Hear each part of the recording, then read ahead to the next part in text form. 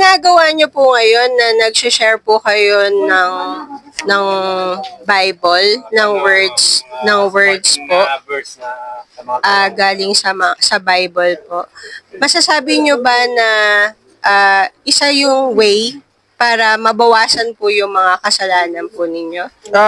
Ang totoo, duda nga akong nababawasan ng kasalanan. Diretso. Duda ako nababawasan ng kasalanan. Ang alam ko, natatakpan ng kasalanan. Kasi nakasulat naman yun, di ba? Nagtakip ng mga kasalanan sa pamamagitan ng dugo ni Jesus, di ba? Ang alam ko, natatakpan. Pero yung nababawasan, baka siguro yung mga natakpan, hindi na binibilang. Kung gano'n ang counting. Na, sige, pwede rin siguro nabawasan kasi nung tinakpan, hindi na binibilang. Kasi nakasulat yun sa Biblia, di ba? Yung mga kasalanan, inilayo daw sa kanila. Pero kasalanan pa rin naman yun, di ba? Hindi mo naman na mababawa. Ano ibig sabihin? Meron kasing merong konsepto sa isip ko na nagawa mo na yan. Yan na yan. Wala